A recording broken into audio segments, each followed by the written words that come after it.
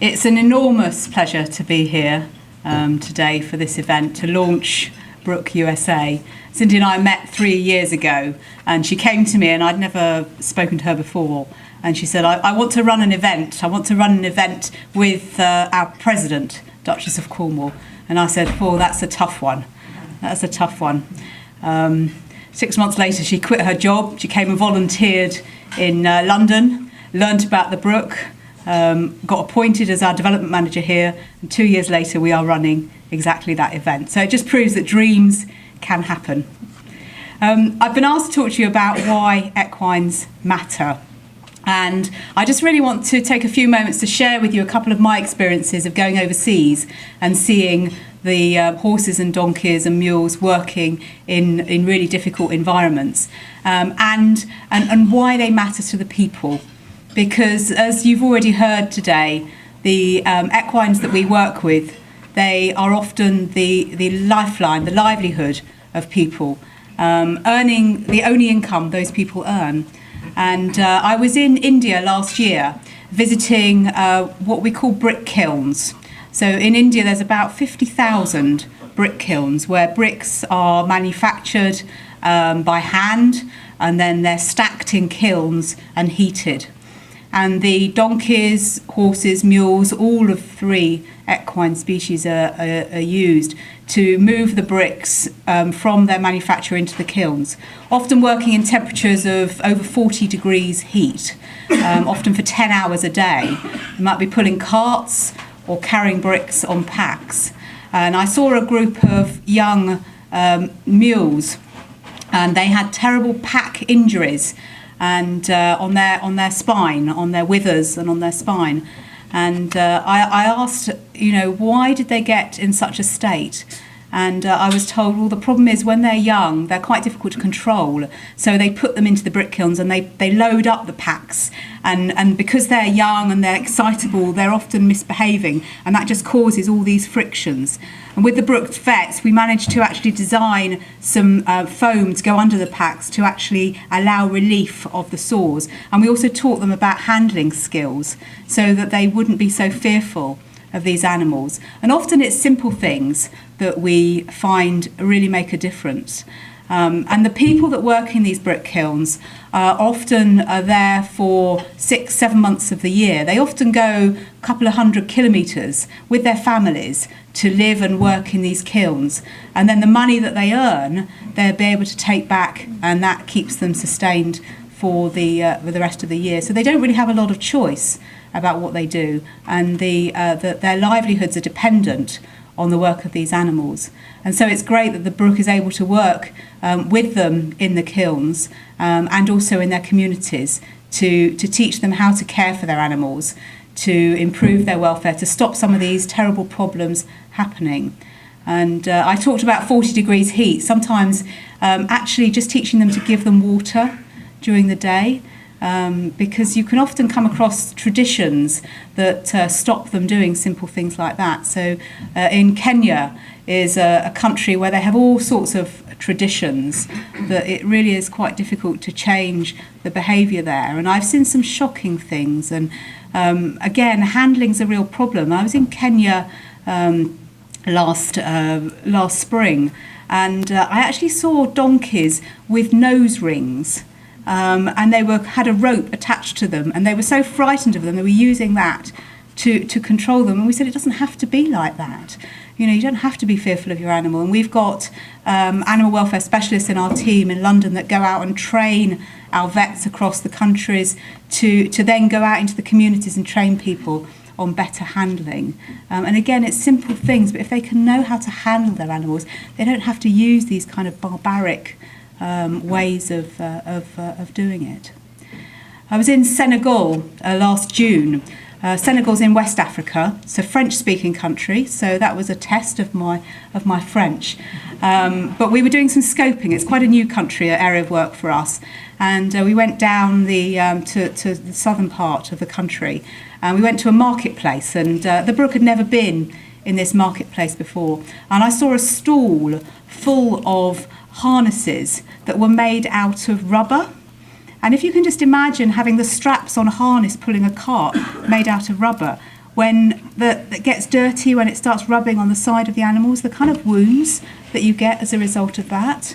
It doesn't have to be like that. And people can learn to do things differently. There's local materials, soft cotton, that's going to make a much better impact. And we can help people, and we can teach them how to use different materials. And bits, some of the shocking bits I saw in the marketplace, were just, I couldn't believe that they'd actually use them on the animals. And of course these bits are really harsh, causing big injuries on the side of the mouth. It doesn't have to be like that. We can stop that. We can make a difference for these animals. And I'm really excited because the Brooke works in 11 countries across the world at the moment. And we had a UK board meeting earlier this week, and the board have decided to start a new project in Mexico, working in garbage dumps, which is another shocking type of work for animals. And again, people living in terribly poor conditions, and it's their only income. But we can start with a small project there. We'll learn, we'll work with those people, and we'll change the lives of those animals.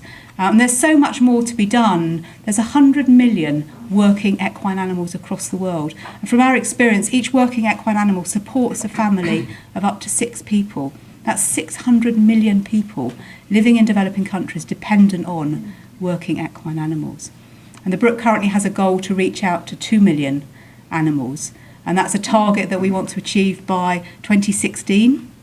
And we're currently on track to achieve that. But that's a fraction of the animals that need our help. So we're really hoping that through events like this, through the launch of Brooke USA and the generosity of people like you, that we can build our programme to reach out and help even more animals in the future, and change the lives for the people that depend on those animals. The animal owners, the animal handlers, often women play a really important role. We've done some great research, actually. If you're interested, if you go and have a look at the website, there's a wonderful research report called Voices from Women.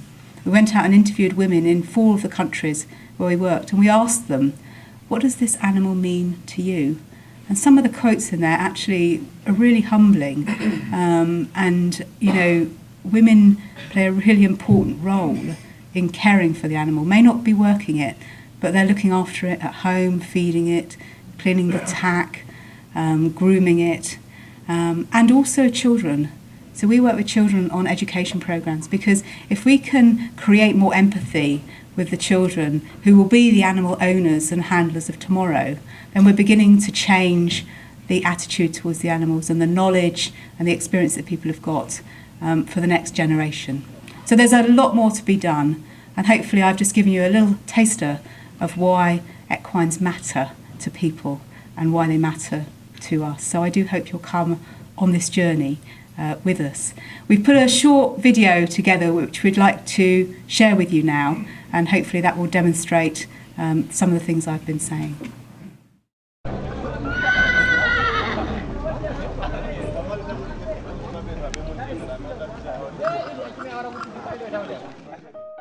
There are millions of working horses, donkeys and mules across the developing world. They work endlessly, in some of the world's harshest environments, sometimes until they can't work anymore. But they are essential to those living in the world's poorest communities. The money earned by each working animal can support a whole family. Horses and donkeys play a vital role in transporting water, food and other supplies across Africa, Asia, Latin America and the Middle East. But poverty can lead to animals being worked too hard for too long, as owners race against time to earn as much as they can.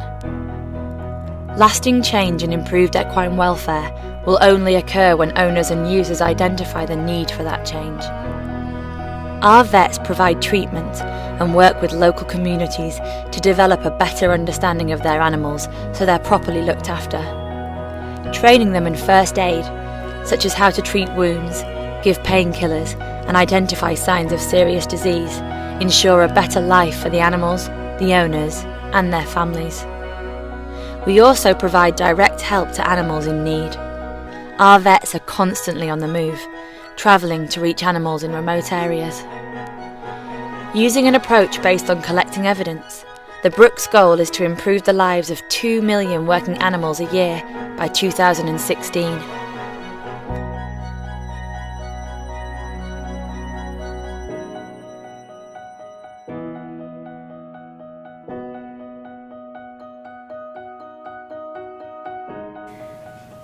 Ladies and gentlemen, I sincerely thank you for coming here today.